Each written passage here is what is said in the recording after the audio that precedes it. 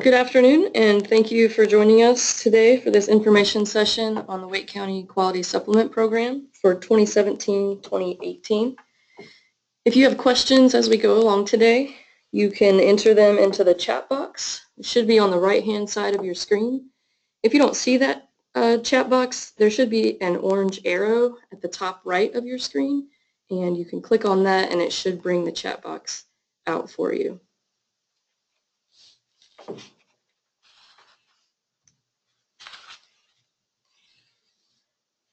This is our agenda for today. We'll be going over the 2017-2018 Quality Supplements Program. If you have participated in a prior year, know that there have been some changes for this year, which I will highlight through these different sections as we go through them. So we'll start with just an overview, then we'll talk about eligibility, we'll look at the new rate structure, talk about the specifics regarding payments, and then touch on the application process. And we will have a chance at the end for some question and answer. Although if you have questions as we go along, please feel free to send those in the chat box as well, so I can address them in the appropriate section if that might be more helpful for you.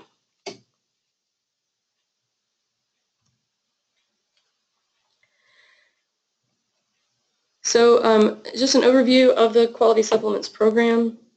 In the spring of 2013, Wake County Smart Start launched a study, the Wake County Smart Start Sustainability of Practice and Practices Survey, which sought to determine what factors are associated with the center's ability to sustain the highest quality of practices. And based on this study, Wake County Smart Start learned the presence of key champions for quality, results orientation, strategic finance efforts, and adaptability had the greatest positive difference on a center's ability to sustain high quality practices. And so the findings of this study were used to shape the current Quality Supplements Program, whose purpose is to support existing program quality, incentivize quality improvement, and increase the number of quality facilities. Supplement funds are just that, a supplement to support quality, not a rate enhancement.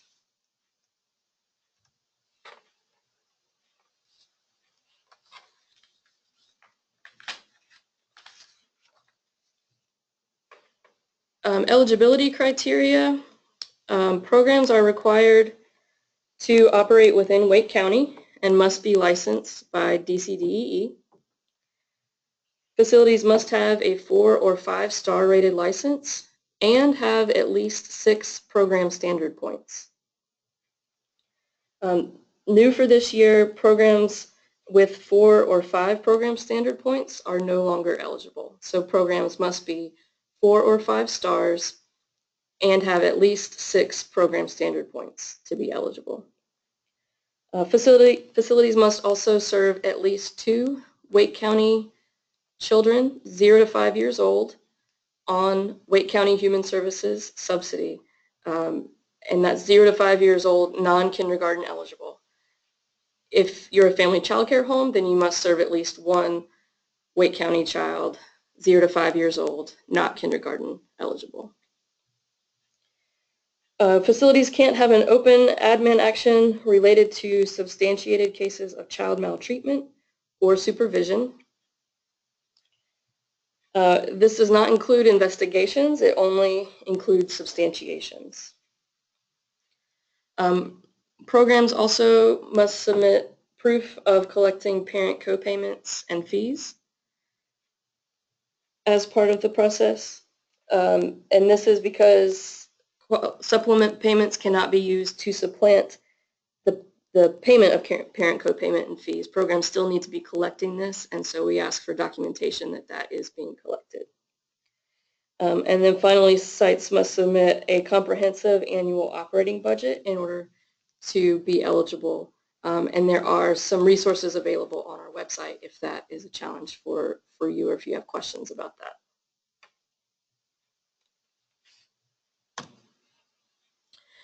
Regarding administrative actions, because the Quality Supplement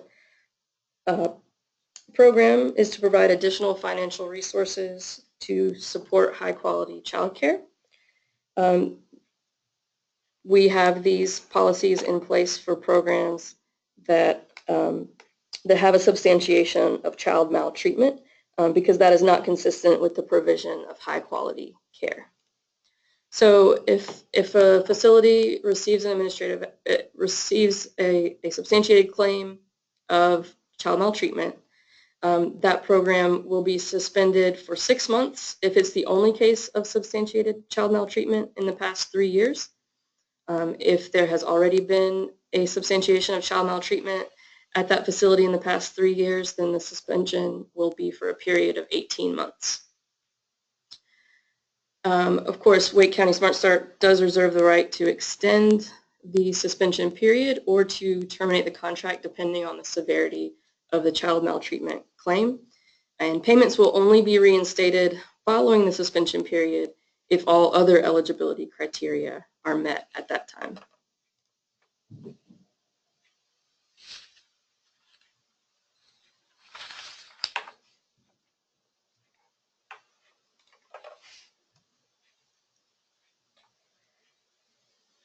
So the supplement rates are assessed regularly by Child Care Services Association. We assess the rates quarterly in July, October, January, and April. And at that point, we do a comprehensive assessment, including review of each facility's star rating, program standard points, subsidy participation, which for this is the average of the last 3 months available. So we don't want just 1 month of attendance that was really high or 1 month that was really low to affect a program's overall supplement rate. So we look at the subsidy participation over 3 months and average that to get the subsidy participation value that's used to calculate the rate. We look at programs' accreditation status. So if a program has been newly accredited, we would pick that up during this quarterly assessment process. And then new this year is the achievement of 7 teacher education points. So if your program has 7 teacher education points, or if you're newly relicensed and you now have 7 teacher education points, this quarterly assessment would pick that up and be used to decide which supplement rate you would receive for that quarter. And then rate changes based on any changes in this information, so any changes in star rating, program standard points, subsidy participation, accreditation, or teacher education points would then go into effect with the rates for the next quarter.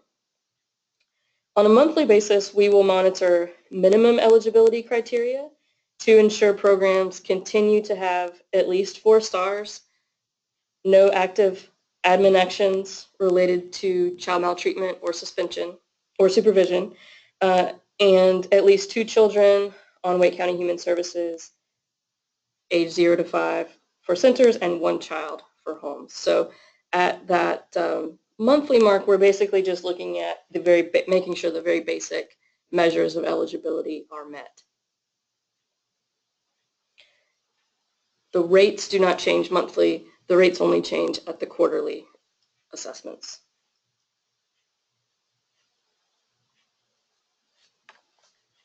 Any questions so far? Please feel free to type in the chat box.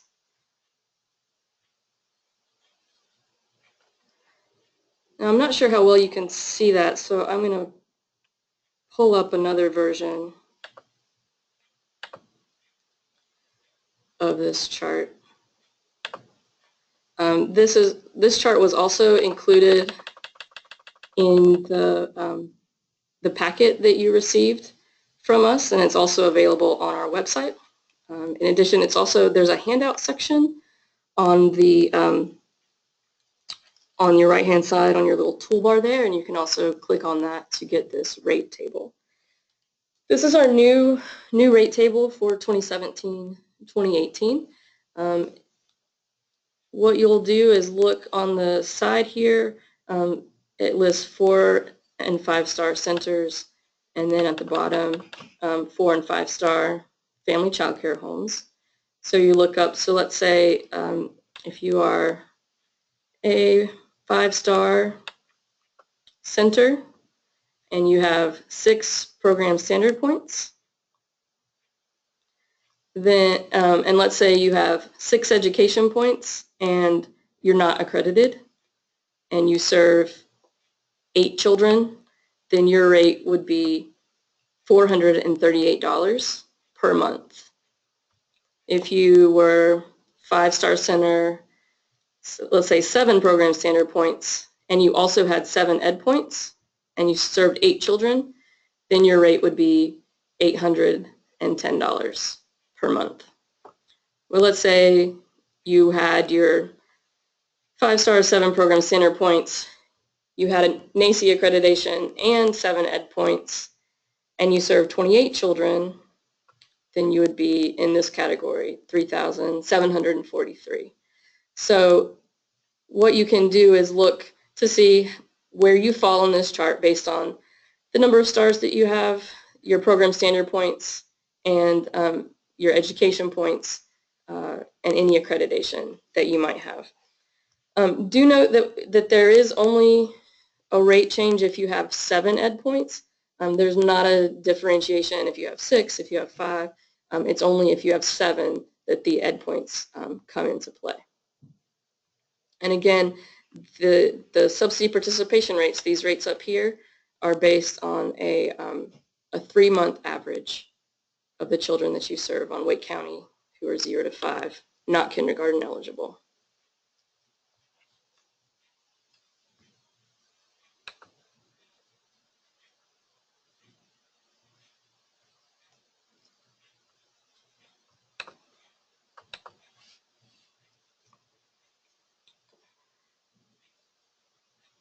We do get our data from various sources. So we get the monthly subsidy data from the DCDEE data warehouse, and that is available to us after the 15th of each month. We get monthly licensing data from the DCDEE regulatory database, and then we get quarterly program standard point data and education point data from DCDEE data warehouse after the 10th of each new quarter in July, October, January, and April. So that's why those are the months that we do the quarterly rate resets, because that's when we get the updated program standard point and ed point data.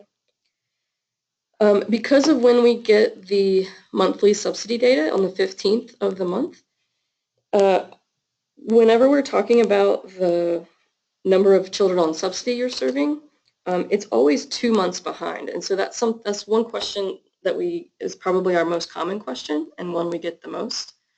So, for example, when we're doing a monthly review in March to see if facilities served the minimum number of children, see if they serve 2 children for centers or 1 child for homes, we're actually looking at attendance data from January, because that's the most recent attendance data that we have when it's time to determine the payments for March.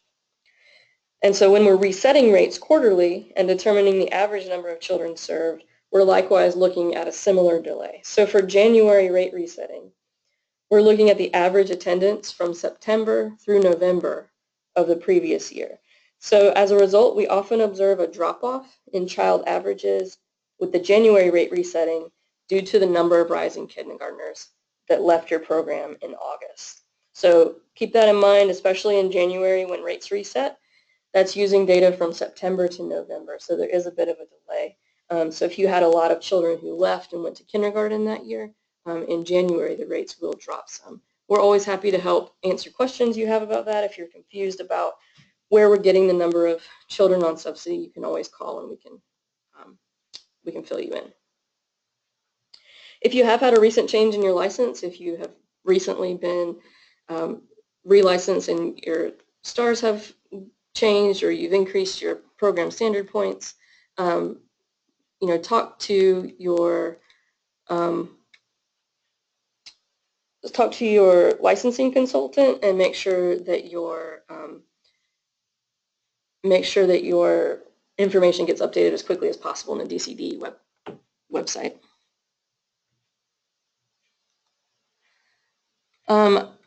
Just got a question. Does that the child participation, subsidy participation rate include children on second and third shift that receive subsidy, or just first shift children? That's a good question. I'm actually not 100% sure on that. I believe it includes everyone, but I will check on that and send an email out to let everyone know. That's a good question.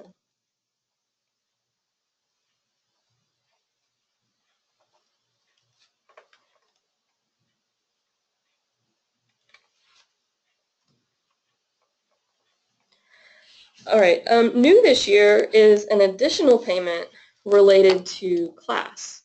And this information is on a handout that I attached to the email that included the link to sign up for this webinar.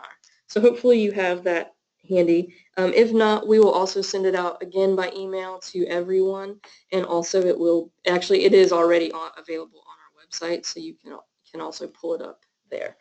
So an additional one-time payment will be awarded to facilities that have successfully taken steps to incorporate class-based strategies in quality improvement efforts.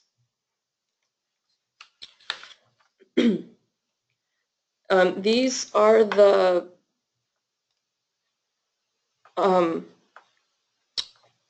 strategies that are approved on the left-hand side. There is the potential we might add more in the future, but right now these are the only activities that are approved for receiving this additional payment. You must engage in these strategies sometime between January 1st of 2017 through May 31st of 2018. So we recognized when we were putting this together that this was new and that some programs might have actually already started engaging in some of these activities, or they might have done so last spring, and we didn't want to penalize them for doing this before the program year started. So if these are already some things that you're doing or that you have done in the past, since January, that would still count, and all the way up through May 31st of next year.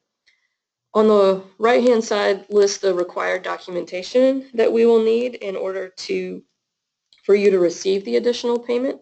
It's different depending on which strategy you're using, but essentially it's mainly verification that you completed whatever the strategy was, and then submission of a plan of how you're going to use that strategy to improve or sustain center-wide class practices. And we will have a template or a form later in the year that we'll provide you for that, so you don't have to come up with that on your own. We'll provide you some guidance on what we're looking for there. In that handout that I sent you and that is on the website, again, it's also on the handout section of this webinar, if you can see that. The middle two pages, pages 2 and 3, provide more information about what these strategies are, what the time commitment is, who's involved, what the cost is, and who to contact for more information. So if these things are new to you or you're not sure where to get started, that's a good resource list for you to know what these are and who you can contact to get the information in order to participate in these.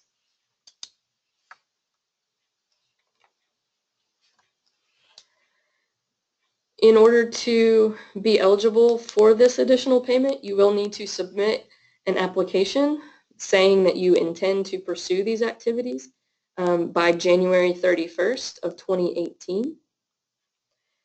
However, keep in mind that awards will be given on a first-come, first-served basis based on the date of class application, so that on the date we receive the completed class application.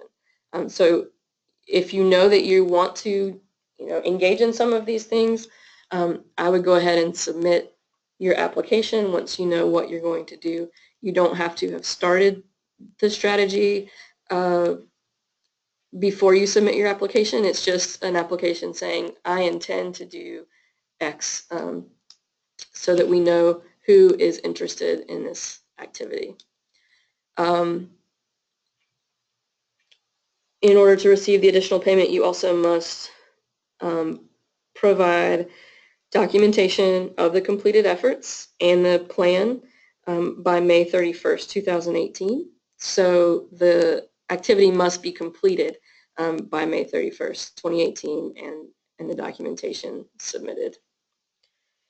The exact amount that will be awarded will be based on the number of applicants and the available budget, but will be at least $1,500. So it will be a flat rate no matter which option you choose, no matter how many teachers or administrators you have trained. It's just a flat rate. If you only need to do one of the listed strategies in order to be eligible for the payment. You're welcome to do more than one if you would like, but you will not receive additional payments for doing more. So if you did class observer training and the class assessments of 2 classrooms, you would still only get $1,500. It's not like you get $1,500 for each one that you do. It's a flat rate. And this additional payment will be made in Q4 by direct deposit no later than the time of June supplement payment. So it would just come at the same time as your regular June supplement.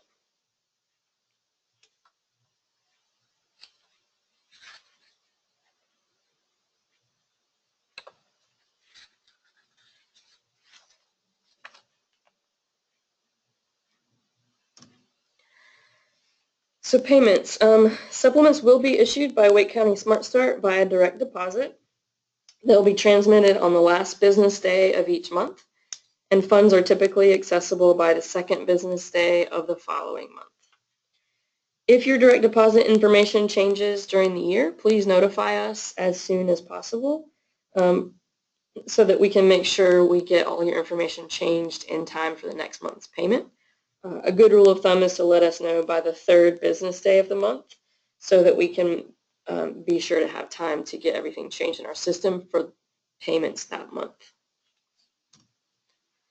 And all supplement payments and rates are contingent on available funding.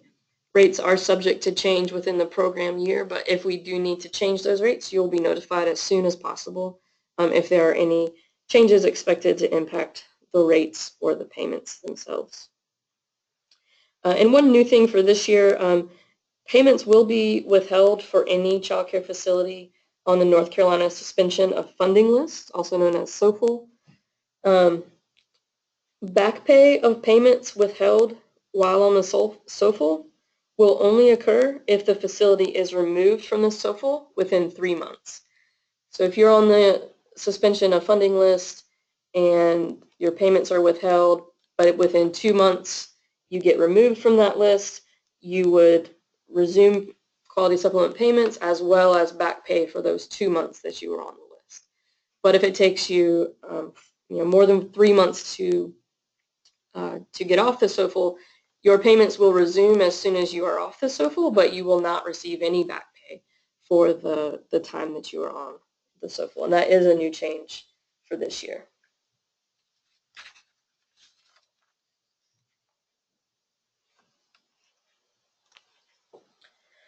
So the application process, materials are due by Friday, July 7th. However, because this is a new funding cycle with Wake County Smart Start, this is an open application process in which both new and returning programs will be considered and selected on a first-come, first-served basis. So there is no preference given to returning programs or programs who participated before.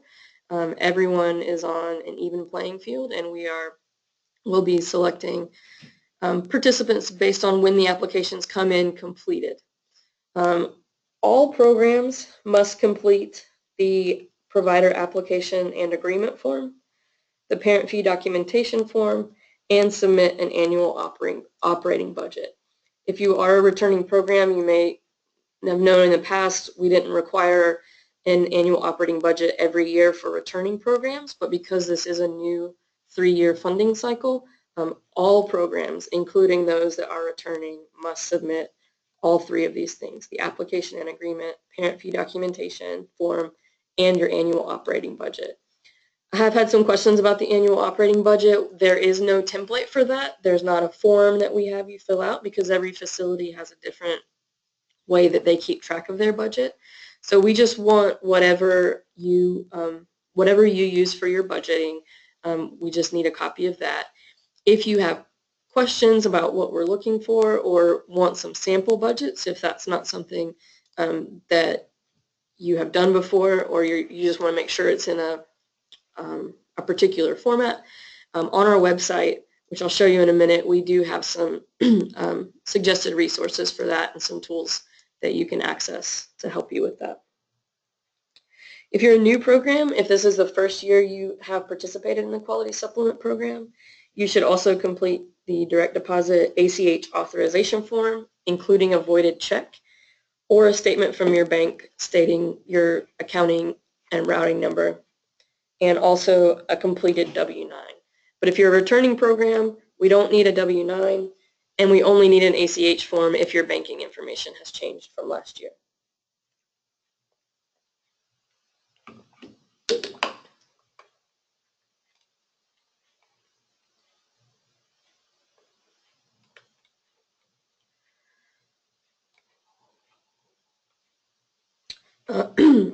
You should have received the application materials by mail, but let me show you on our website where you can find that information. So if you go to our website, childcareservices.org, there's this orange box, Programs to Improve Child Care Quality. If you hover on that, this menu pops down and you go down to Wake County Quality Supplement Program. And if you click on that, it will take you to our page that has all the information that was included in the mail and that we've talked about here. There's a program overview. It lists the required documents and also has links to them. So if you click on them, it will open up for you. At the very bottom are some additional resources. So especially with some information about budgeting and the financial process, there's some resources there that you can access, as well as our contact information. If you don't find the answer to your question here, you just want to be sure about something, don't hesitate to give us a call. This is a direct number to me. Then I can answer your questions about the Quality Supplement Program. All right, so we have had one more question, which is, we do not have children on subsidy now, but are looking to engage some. Do we complete the materials now or when we have children to qualify? I think I would go ahead and apply now, just so you can be on the list. You would not be eligible until you are actually serving children on subsidy. But if it's something you're interested in, I would go ahead and apply so that you're ready once you start serving children. That being said, though, just know that there are limitations on our budget, and so there may come a point in the year when we feel like we have enough programs on board that, based on their rates and the spending, that we don't have the capacity to take on more programs and to fund additional facilities. And so there could come a point where it is too late in the program year for you to start receiving payments. But if you go ahead and submit the application, you would at least be ready, and in case there is funding available, it would be a much simpler process to just go ahead and get you on board. At this point, I am open for any questions you may have. You can use the chat box to send those in.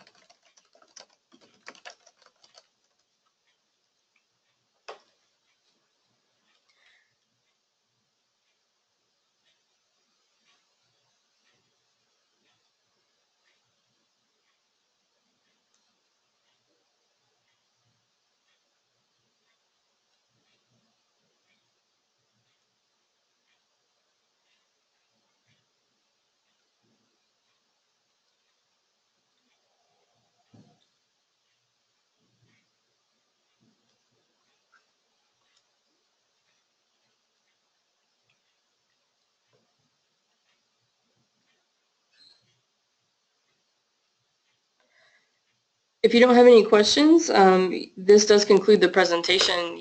You can feel free to go ahead and go. This is just a reminder of our contact information. Like I said, you can feel free to contact us at any point.